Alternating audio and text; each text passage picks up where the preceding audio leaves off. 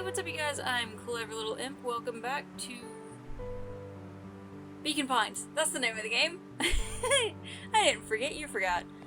Sorry I haven't posted in a while. I've been dealing with back to school stuff and then we lost power for a couple of days, so posting was impossible. I can't even walk through this. Well, I mean, we did just see it turn that kid into a mutant, so I guess there's that. That was intense. Iggy's gonna be okay, right? Nothing about this seems okay. The person at the warehouse. This strange ooze and what it did to Iggy. Was Rolo caught up in all of this? Oh yeah, Rolo's still missing. We have to find Rolo. You took the words out of my mouth. Wasn't that the whole point of being here, was looking for Rolo? He's gonna be some kind of freakish thing too, huh? Property of Valentine Fertilizer Company. Looks old. Well, that's definitely where that green stuff is coming from. Whoa there, little buddies. You startled me. What the dickens are you up to in this part of town? We were just helping look for Rolo. Oh, you haven't heard the good news? Rolo showed up safe and sound a bit ago. Really? So where was he? It's funny, really. He just got a little turnaround in the woods. They can be disorienting, you know. I'm starting to get that impression. Rolo's at his house now, getting some well-deserved rest. Wow, that's a relief. You two should scurry along before you get yourselves lost. Yeah, come on back. I can't wait to introduce you to Rolo. Oh, that reminds me. Luka, your grandmother was looking for you. She was? She was worried sick. You should march straight home. I guess. Beck, your folks might be looking for you too. I'll walk you home. I need to talk with Nellie about work anyway. Beck glanced toward Luka. Do not let her go alone with him. I guess all's well that ends well. I'll introduce you to Rolo tomorrow. Sure. Glad he's okay.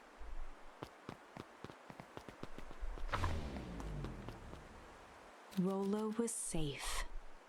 A wave of relief washed over Luka, which was quickly replaced by a sense of dread. Gran is going to kill me.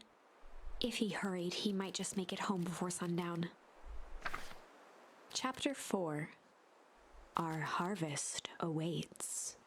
That's so creepy. Luka took a deep breath and gingerly opened the door, steeling himself for Gran's wrath.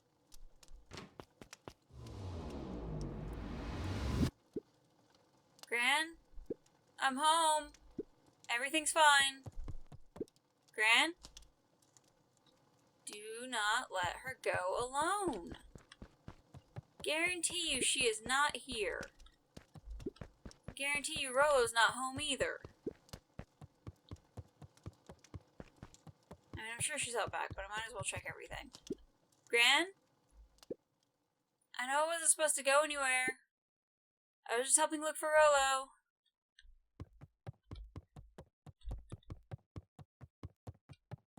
She's 100% not here. Luka was alone. The house was empty. So Gran's not back yet? Guess that's a good thing. Nothing to worry about. Nothing to do now but sleep, I guess. Luka is so Luka stupid. was sitting by the pond, listening to small waves lap against a rock. His father sat in a folding chair in front of him. Without turning, he spoke. "Why don't you grab me some nice bait?" "Sure thing, Dad." Luka hopped over to the tackle box and popped open the lid. Inside was a rolling, buzzing mass. "We're fishing with bees?" Luka's father gave a warm chuckle. "Well, you catch more fish with bees than honey. Pick us out a good one." Luka closed his eyes and plucked out a bee. He could feel its wings struggle between his finger and thumb. Holding it at arm's length, he hurried over. His father deftly baited the hook and examined his work. "Interesting choice. With a practiced flick of the wrist, the line buzzed in a graceful arc. The water accepted it without a splash or ripple. The wrong choice, but I respect it. What? The pond began to freeze over. Sometimes we gotta make the wrong choice before we can make it right. Pallid ice propagated across the still surface with an alarming speed. Luka scrambled back as the ground beneath him turned cold. Dad, I don't understand. Sorry, kiddo. Understanding isn't always part of the deal. The relentless ice shot through the fishing line toward his father. Dad, look out! What is happening? His father casually wound the reel. None of it's your fault, you know. Never was. Dad, we have to go! Luka grabbed his father's shoulders, trying to pull him away. Please, you have to run! The ice crackled as it spread across his father's hands. That's the thing about fishing, Luka. His chest began to crystallize. You toss your hook in, and you never know what you're gonna pull out. A shock of searing cold ran up Luka's arms.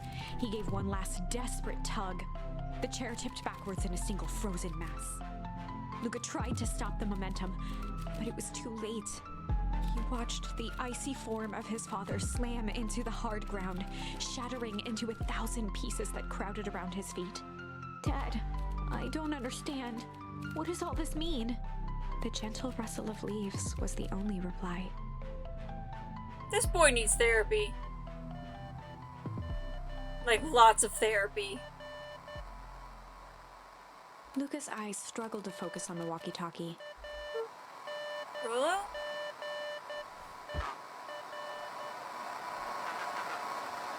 Faintly, he could hear Rolo amongst the noise. Luka? Rolo, is that you? Luka! There? Rolo, it's the middle of the night. Luka, thank God! Listen, I don't know how long this thing will work down here. Down here? Rolo's voice was coming through more clearly now. But some words were still just static. Listen to me. Someone grabbed me yesterday. What? The man in the hazmat suit? Took me to some sort of... I think I'm underground. Underground? Are you okay? Kinda. They seem more interested in... For now, at least. Mr. Kerr said you made it back home safe. Kerr? No. Trust... He's... Hold on. Someone's coming. The signal went silent. Rolo? Rolo! Where are you? Luka held still, waiting for a response. His pounding heartbeat marking the passage of time. Okay, I think they're gone. Getting worse. I can barely hear you. Rolo's voice began to fade. Losing signal. Not much time. Mission Control! You need to... The treehouse! The treehouse! With that, the signal died for good. What was he trying to say about the treehouse? What's at the treehouse? The antenna! He wants me to use the antenna in the treehouse to get a better signal! Rolo, you're a genius. Luka grabbed the walkie-talkie and sprinted to the treehouse.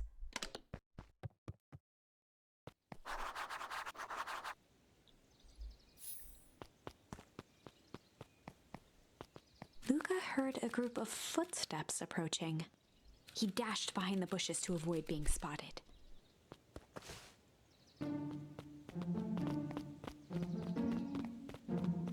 Have we met the squirrely dude? I don't think we've met the squirrel guy. So, we all understand our roles. You can count on me. I think we need more time. This wasn't the original plan. Mr. Tolliver paused, shifting his eyes to one side. We're all in danger now. I, for one, refuse to sit idly by while that danger persists. Hiram, you just keep your wits about you. Mr. Tolliver took one long, quiet breath. You're right. You can count on me. I just wish we could have made a deal with Eris Valentine. Her resources would have still come in handy. As I said, I have no time to contact her after your call this morning. Plans change. How's Luka holding up? He's fine. We shouldn't lose sight of the fact that this is all... I know very well what all of this is for. We have no choice. Operation Sparkplug has a new objective.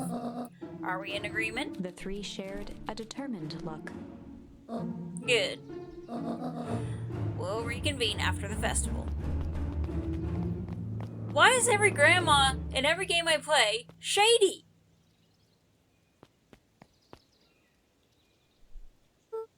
Gran? Why are you meeting with Miss Fratelli and Mr. Tolliver late at night? Hey, Luka. Ah!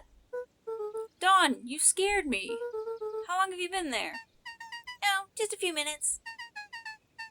Earlier today, I saw Mr. Tolliver and your gran enter the diner together.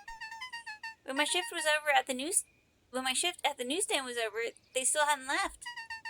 So I used the greatest tool of any investigative reporter. Time! When they left, I told them here. What do you think they're up to? Whatever it is, they seemed organized and determined. They mentioned the festival. Yeah, I heard that too. Has your gran been doing anything differently lately? Anything strange? She got a phone call this morning and rushed out the door. A call from Hiram Tolliver, it seems. She was either furious or terrified. Or both. Luka, be careful out there. I think we might be in the middle of the scoop of a lifetime. I will. Aren't you coming out? Nah, I'm gonna stake out here for a bit longer. See ya, Luka.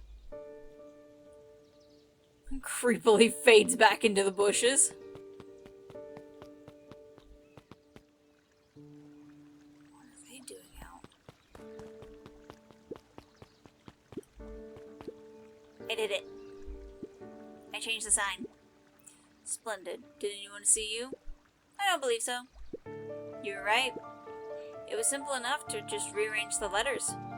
Odd choice for a prank, though. In situations such as these, odd is good. The two boys shared a mischievous grin. I can't wait for everyone to see the big reveal. It should be quite memorable. Let's make ourselves scarce for now.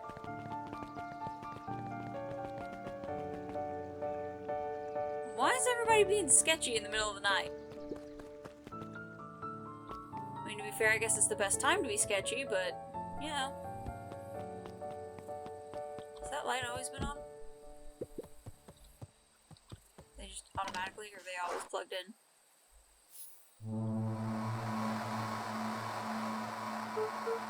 Rolo? Rolo, are you there? I'm at the treehouse now, Rolo. Mr. Kerr said you were alright. What happened out there? Luka, just because you have a better signal doesn't mean Rolo does. Dang it, Rolo, where are you?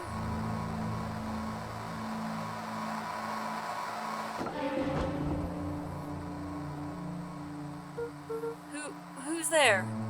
Luka could only see a cloaked shape behind the rocket. I got weapons in here, so you better come out right now. He strained to hear as a muffled voice began. Weapons. How could you hurt something that's already dead? Fear gripped Luka's throat. Who are you? What, you don't recognize me? I guess I don't even recognize myself anymore. Luka stared at the ground for a moment, trying to place the dampened voice. The figure shifted slowly from behind the rocket, revealing itself to Luka. He stole my coat.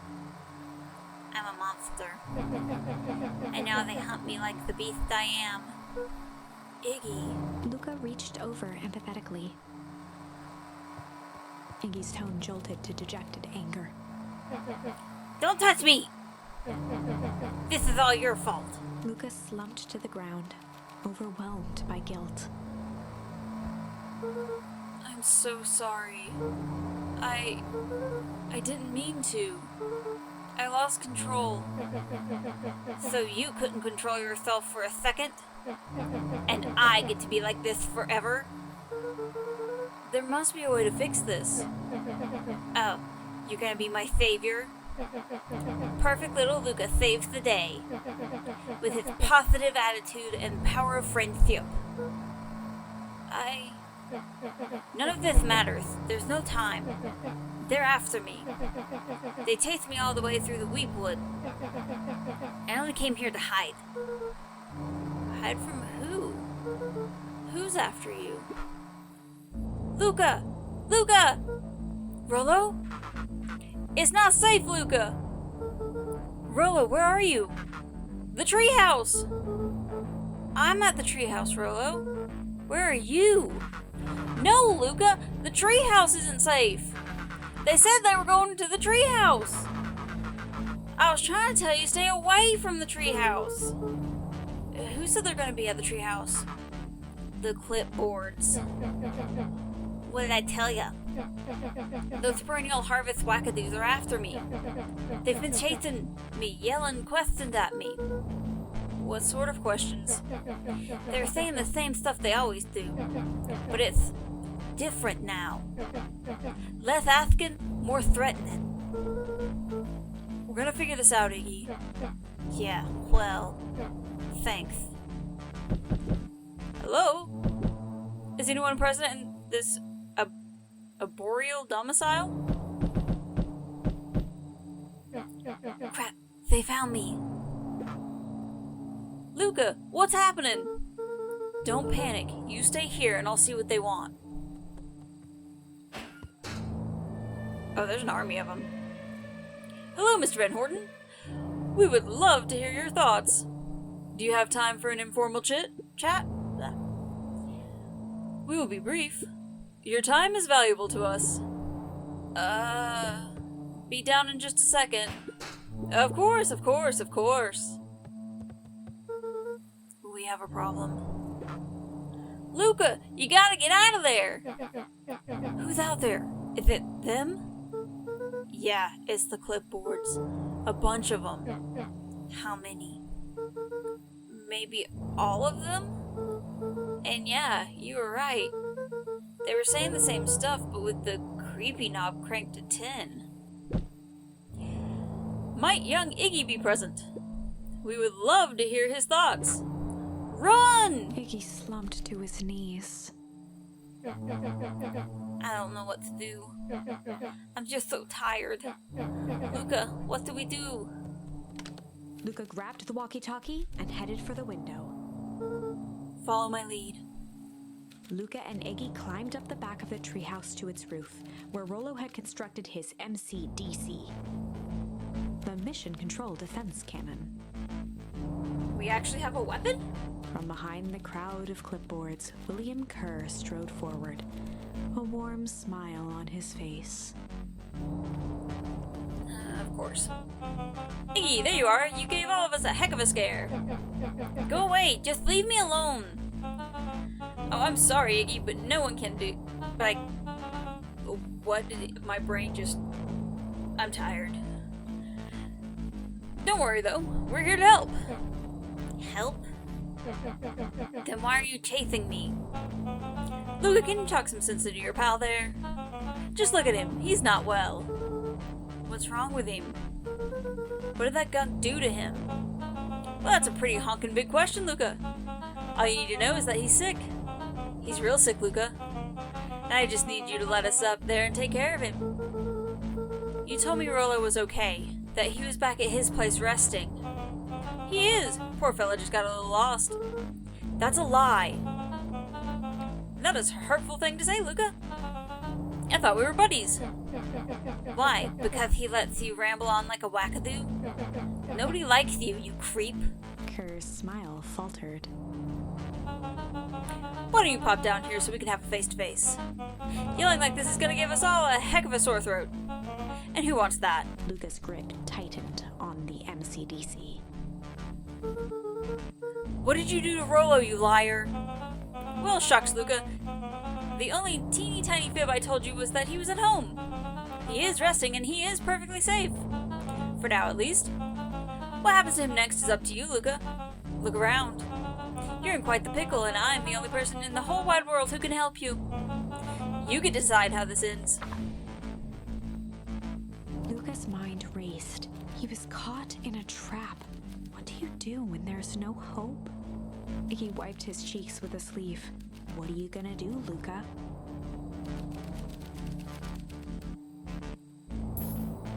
Oh. Fighting this time, alright. Luka drew himself up and decided to take the only option they had left. Fight. He swung the mission control defense cannon around, aiming it confidently at the smirking face of William Kerr. I really hope this thing actually does something. It's not just like a water cannon. Hey, Mr. Kerr. Luka summoned his most insolent demeanor. Rolo sends his regards. Hey! That was uncalled for. More than a little rude. And just plain unsanitary. Luka, I really did think we were good pals. What a shame it has come to this. Kerr turned his back on the two boys. Into this. With a nonchalant wave of the hand, he made his exit. What did I shoot out that was unsanitary? As the clipboards began to slowly advance on the treehouse, Luka looked to Iggy with resignation in his eyes. The end. That escalated quickly. Maybe discretion was the better part of valor here. Let's put a pin in this for now. Okay, so I've got to pick a different. I've already been there. Oh, I can struggle against this guy now. Or do I want to go back to the mutant thing?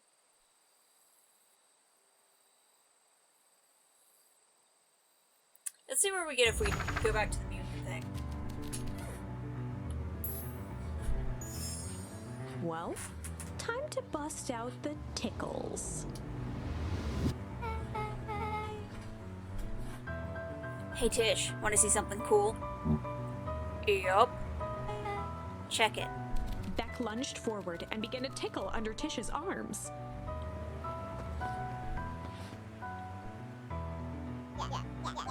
What the? Tish, is she tickling you? Yup. Yup. Hey, yup. Tears began to form in Tish's eyes as she gasped for breath between gales of laughter. Yup. Beck redoubled her efforts until Tish finally had had enough. What just happened? She seems nice. Sorry for the interruption. I think you were just threatening us. Iggy's eyes darted around, a realization dawning on his face that he was now outnumbered. I just remembered. I have somewhere to be. See you around, new kid. Iggy kicked at the puddle before making his escape. Whoa. What a little creep. Beck, I think you got a little ooze in your hair. Beck shook the ooze out of her hair as best as she could. Is it bad? It depends. What are your feelings of having a more matured, refined look? Oh god. At least you didn't turn into a mutant. Chapter 4. The Best Policy. Luka paused for a moment, catching his breath. He'd only just met Beck, and somehow he already managed to drag her into this mess. Hopefully he could make it up to her.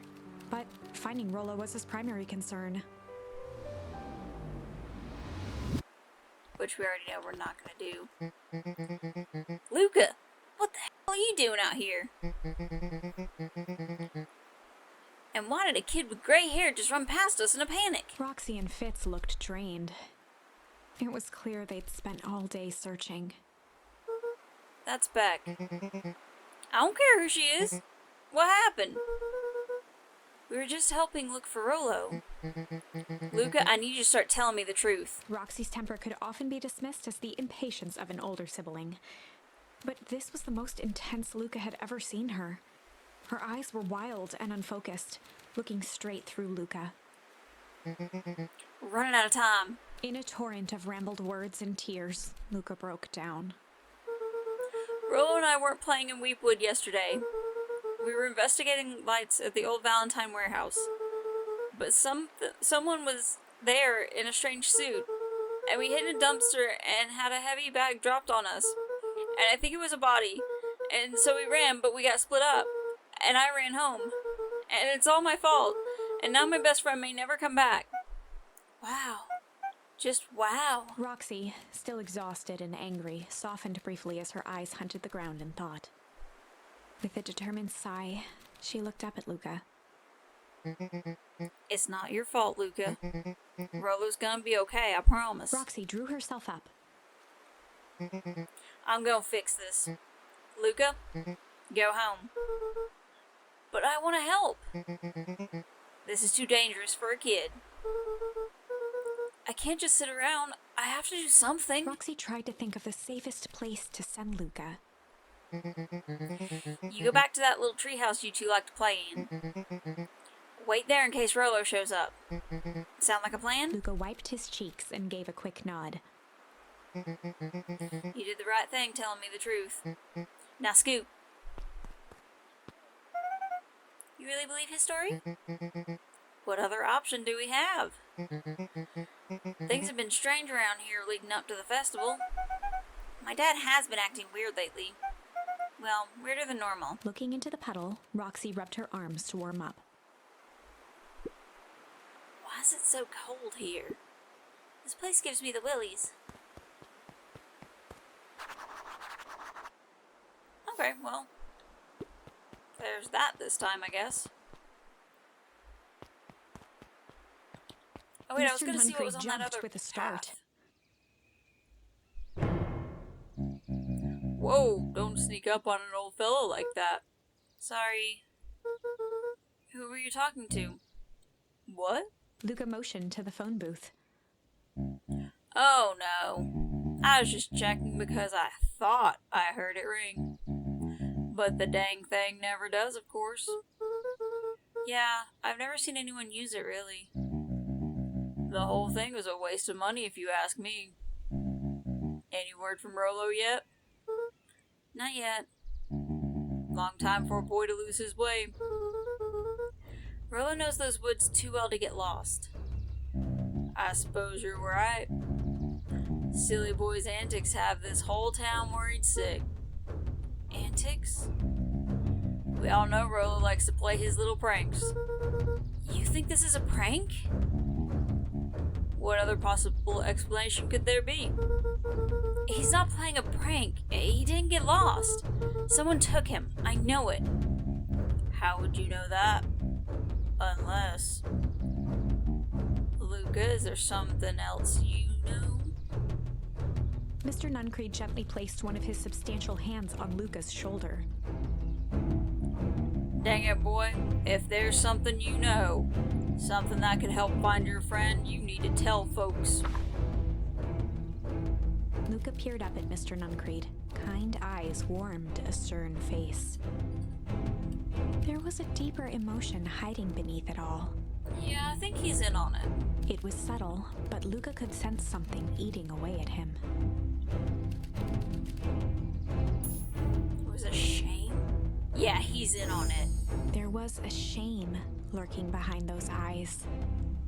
A deep sadness. If Mr. Nuncreed was that worried about Rolo, maybe he could help. That's very optimistic. Yesterday, Rolo and I were messing around at the old Valentine warehouse. Mr. Nuncreed raised an eyebrow. Both of you? You were with Rolo when he went missing? Not exactly. I was hiding in the dumpster. The dumpster? What were you doing in there? At first we were just looking around. Then someone in a strange yellow suit came and dumped something on us. We both got scared and ran. Then that was the last I saw of him. You got scared by some garbage? Well, that's why you don't go skulking in someone's dumpster. But it wasn't a garbage. I think it was a body. I'm sure it was just some trash. No, there was a name tag. It said Deep Engineering. Mr. Nuncreed's shoulders slumped. I wish you wouldn't have said that. A deep sigh bellowed from his chest. Why did you have to? I tried, Luka. God knows I tried to keep you safe. Luka attempted to take a step back, but Nuncreed's hand clamped down on his shoulder. But you Van Horns just can't help yourselves, can you? Did you kill my father too? And my mother? We were all so close to being done with this. With a firm shove, Nuncreed manhandled Luka into the phone booth. What are you doing? It's out of my hands now.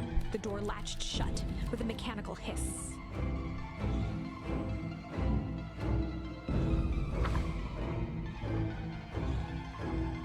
As Luka pounded the glass, the floor dropped from under his feet. What? The inside of the phone booth was now a loose capsule plummeting at gravity's whim. Luka winced and pressed his hands to the walls. As he braced for impact, the capsule hurried to a surprisingly smooth stop. He felt a cold rush of air and opened his eyes with hesitance. Well, I think we're about to find Rolo. Two large figures in hazmat suits occluded his view. Luka heard the deep, resigned voice of Mr. Nuncreed over an intercom. He knows too much. The end. 2 endings in one episode. Man! Wait. No. This isn't the end.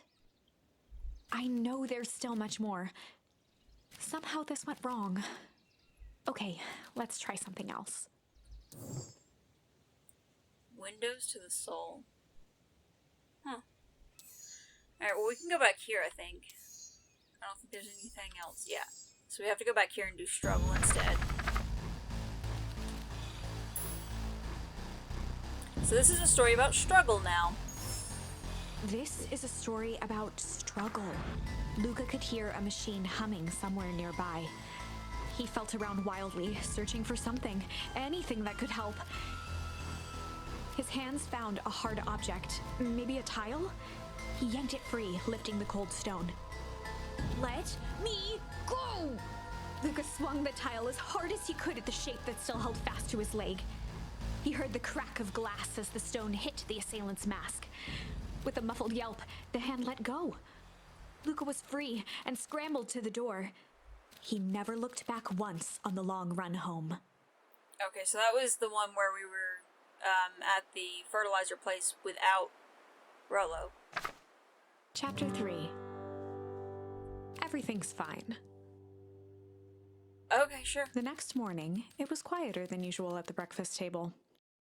Only the sound of silverware and chewing interrupted the awkward silence. I finished jarring a mess of jam last night. So that'll need to get delivered into town today. Okay. So, what did you and Rolo get up to yesterday? Oh, Rolo had things to do, so I just sort of poked around town. I've set the jam down by the door. There's 2 batches to drop off.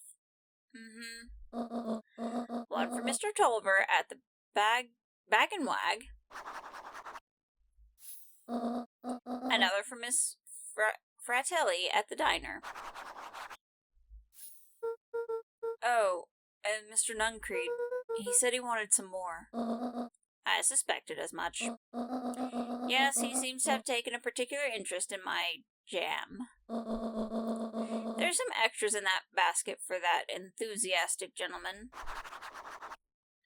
I wouldn't take him any jam.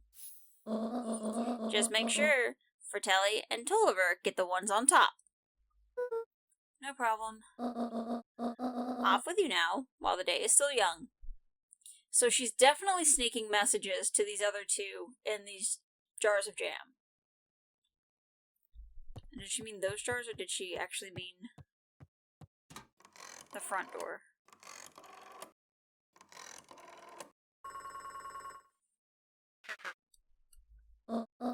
Hello, it's Juniper Hartford.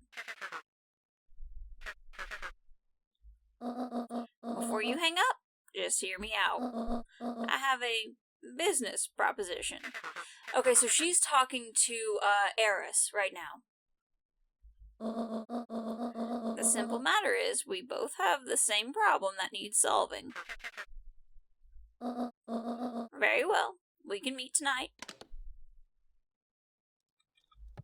Okay, so now she's talked to Eris. Rolo, you're not in some horrible dungeon somewhere. Yeah, okay. Sorry about yesterday. Roxy can be so annoying. But good news, no more boring chores for me today. Did you make it to the old Valentine warehouse? So, what did you find? Give me the dirt. Something happened. There was someone else there. What? Who was it? Was it aliens? I knew it'd be aliens. No. Zombies? No. Alien zombies? What else could it possibly be? Rolo, I gotta deliver these into town first. We can catch up after. Oh, is it a whole thing? Sounds like it's a whole thing. Yeah, we shouldn't talk about it here. Meet me at the treehouse tonight. I'm not sure what this treehouse is that you speak of. Meet me at Mission Control. Roger that, Space Cadet. Did you ever find out just in the middle of your day that you can't say zombies in your native accent? Don't know what that was. Okay, so I don't know where these people are, though. Can I talk to people on one of this? Wait, watch your step! Oh, sorry. There was a whole family of beetles here. They've gone missing. I thought they just sort of wandered around. Everyone has a home, Luka. Even beetles. Luka checked the soles of his sandals. I think we're okay. It's weird that they're gone. They went missing before the festival preparations began. You think the noise scared them away? Something like that. Just watch your step, okay? Okay. I won't step on Ringo.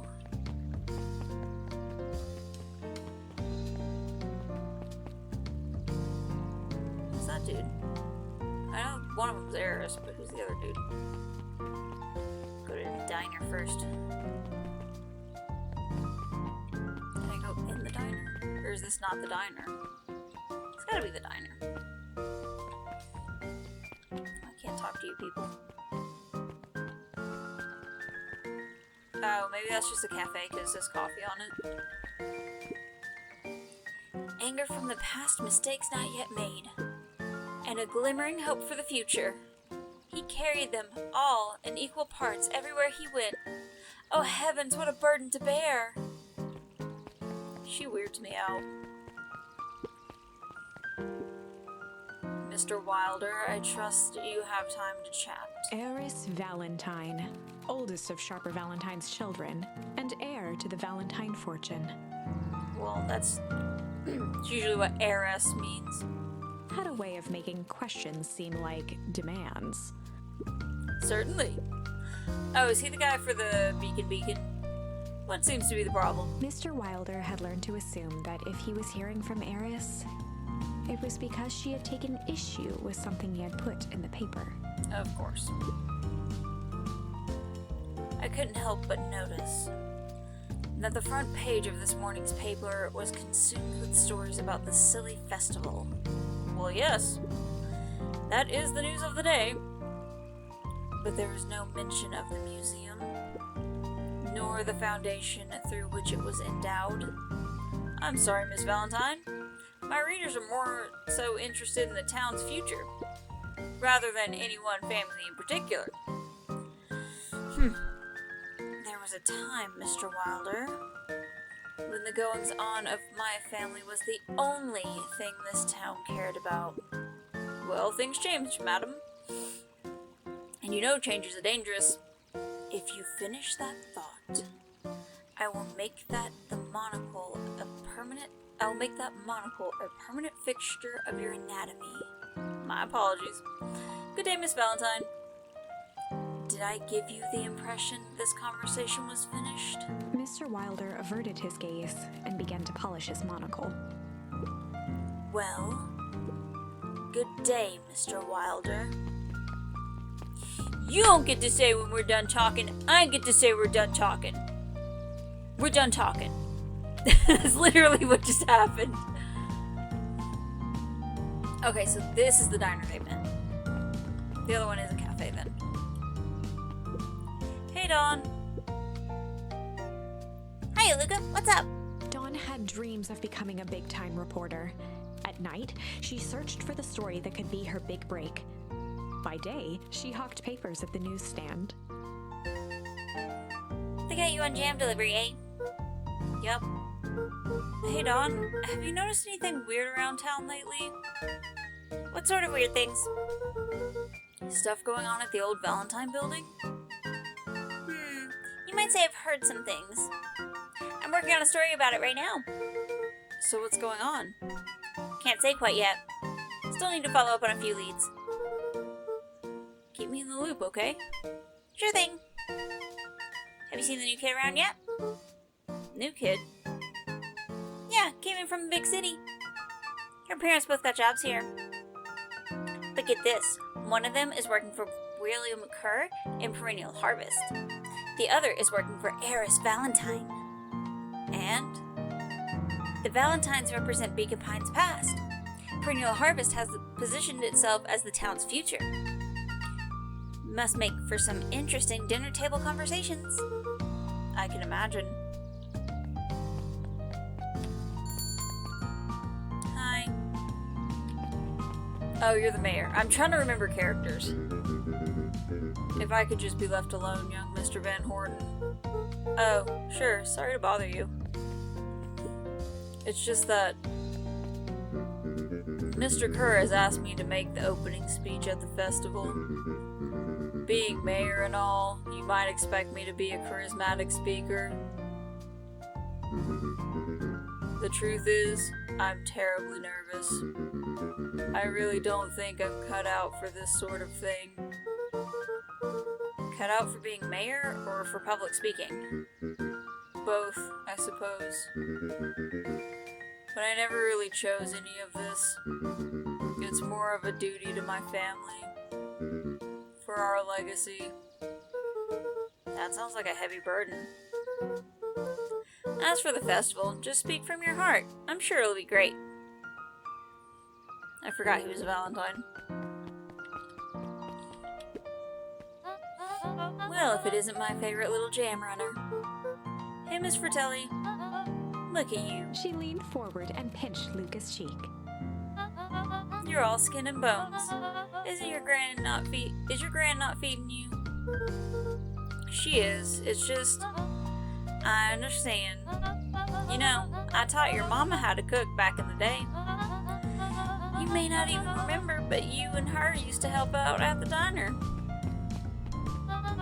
See that picture over there? That's you helping your mama back in the day. So cute running around in your little apron taking orders. Oh, the whole situation just breaks my heart what happened with Eleanor. I got a feeling she's out there somewhere yearning to be with you again. Because you know what's going on. Few things in this world can keep a mother from her son. Luka shifted the basket uncomfortably. Oh yes, let's see here. Mrs. Fratelli lifted the cloth and inspected the jam.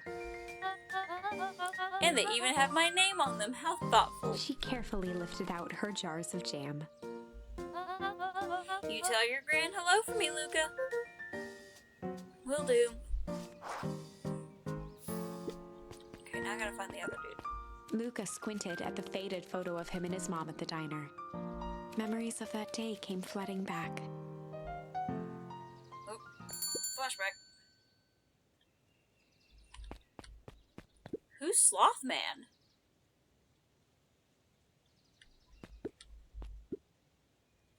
I'm ready to help, Mama. Alright, little buckaroo. It's up to us to feed these folks while Miss Fratelli's away. I've got to deal with the inventory before I can start cooking. Do you think you can handle taking some orders in the meantime? Yes, Mama. Hiya, Roxy. Luka? I'm helping. Wow. Hopefully your work ethic will rub off on Rolo. What can I get you? I'm not really feeling like a burger. How about a chicken sandwich with bacon on top? Coming right up.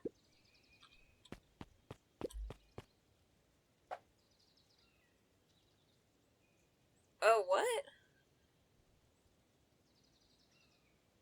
I don't know. Oh, it's telling me what the ingredients are. Okay, gotcha. I'm guessing that's chicken. And then bacon. Where'd the bacon go? Bacon.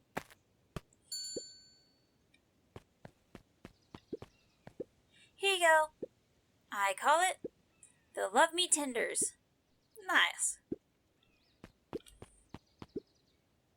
Aren't you a little young to be waiting tables? I'm just helping out. My father had me hustling when I was your age as well. Father always says, children are to be as sails pulling the family ever forward. That doesn't sound very fun. There's plenty of time for fun. For instance, Father and I always make time to have lunch together once a month. Luka glanced at the empty seat across from Gus. Should I come back? Oh, no. It turns out Father was too busy to have lunch today. I'll just go ahead and eat alone. Oh. The silver lining is, without him around, I can have my usual. A nice stack of cold cuts topped with a pile of sloppy chili. Okay. Yep. And yep. Guess it's supposed to be a sloppy Joe, but with ham. Here you are. Cold cuts with steaming hot chili on top. I call it the hot and cold. That's perfect. Thank you. Gadzooks. They shrunk the waitstaff. Jeff slapped the table and gave Luka a toothy grin. I don't know who you are. How's your pops doing? He's been pretty busy these days. I know the feeling. Tell him that fishing rod he ordered should be ready next week, will ya? Sure thing. I've been in the mood for something sweet. You got a burger that can satisfy a sweet tooth? A sweet burger? Yeah, top it off with some grilled cactus. Grilled cactus? The heart wants what the heart wants.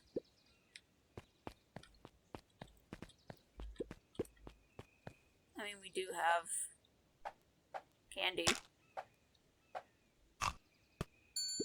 I've never had grilled cactus. Is that a thing? I mean, it's gotta be, right?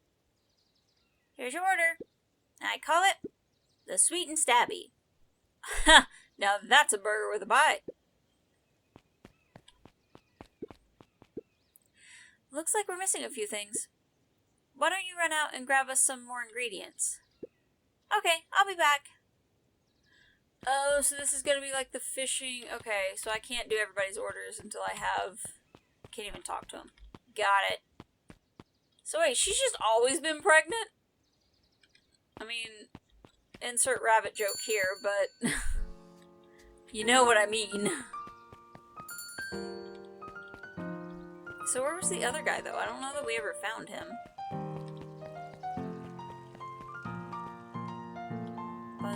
So, yeah, not here. Oh, he is here. He runs the vegetable stall, I guess.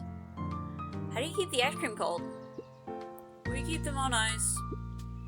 Where do you get the ice from? I don't know. Somewhere cold?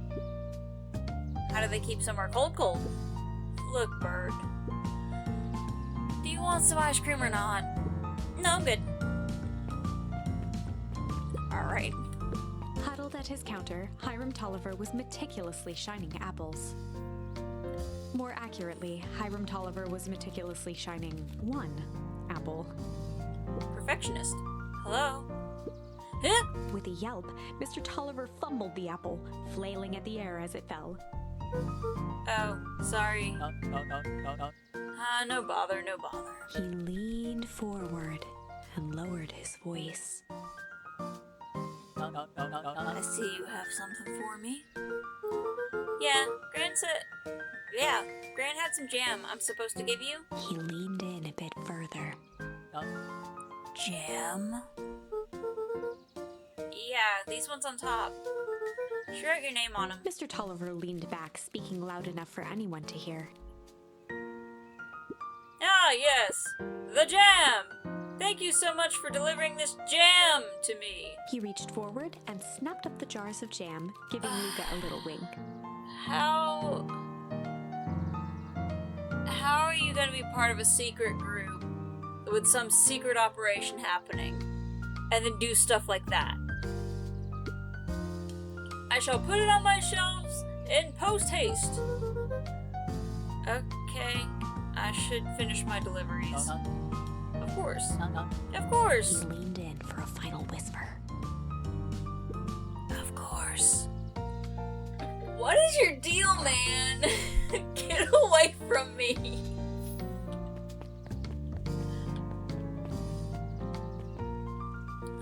This way, right? I think.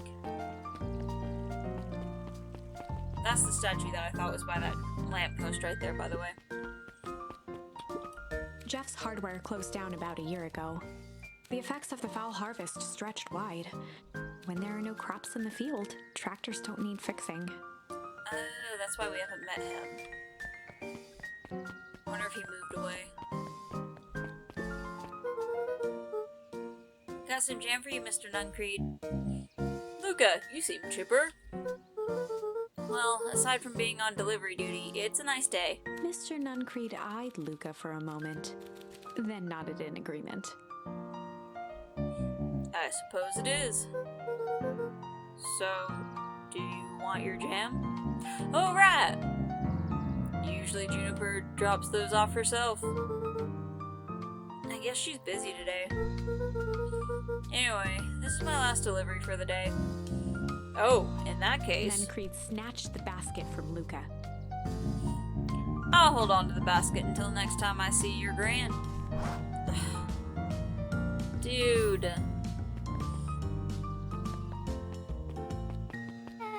Hey, you. Anchovies or pineapple? Pineapple. What? Don't think. Just answer. Pineapple? Why? How old are you? 12. Perfect. Follow me. Who are you? Anyone ever tell you you ask too many questions? Just try to keep up, okay? What? What just happened? Well, that was probably the more interesting way to meet her. Hey, what a crazy coincidence. Here's my new friend I was just telling you about. Oh, that's wonderful. Yep, we just hit it off. Oh, really? Get this. His favorite pizza topping in the whole world is pineapple. Oh, and what's your new little friend's name? Beck locked eyes with Luka. The look on her face was equal parts expectant and desperate. Luka Van Horn. Nice to meet you. I'm Nellie, and this is... Ilana? I'm guessing is how you say that? We're Beck's parents. Beck gave Luka a quick nudge. Oh yeah, Beck told me all about you. Already feels like we've known each other for years. So you both can stop obsessing about me making friends. Oh, darling, we never doubted you. It's just that, for children with fewer than 5 close friends, the probability of a stunted development doubles. Well, 1 down, 4 to go, I guess. What Nellie means is that we just want this move to be as easy on you as possible. You can relax. A friend has been friended. This calls for a celebration. Luka, you must join us for dinner tonight. Dinner? Wow, another coincidence. I actually already asked him, and he said he would love to. It's just wonderful. In that case, we should pick up some groceries. You two don't get into too much trouble now. Have we had dinner at Beck's house? Wow, I can't believe that worked. Thanks a ton. You're welcome? I owe you one. My moms are great and all, but they can be a bit much sometimes. Our house is a little cottage next to the big mansion place. Wait, you live on the Valentine estate? Yeah, that's the spot. Meet me by the big creepy gate. Don't be late, or I'm back to square one on the whole friend grift. Great, see you there. I don't know where that is. I guess that's the one place I haven't searched, off towards Weepwood. But I'm gonna go ahead and leave this episode here, you guys. So, we've got to meet up with Rolo at the treehouse, and then we've got to meet her for dinner. And maybe we won't die this time? Who knows? Maybe we show up to dinner, and then, like, he chokes on the pizza or something. I don't know. But, I'm gonna leave this one here, you guys. Leave me a like if you're enjoying it, comment down below, subscribe for more, and I'll see y'all in the next one. Bye, guys!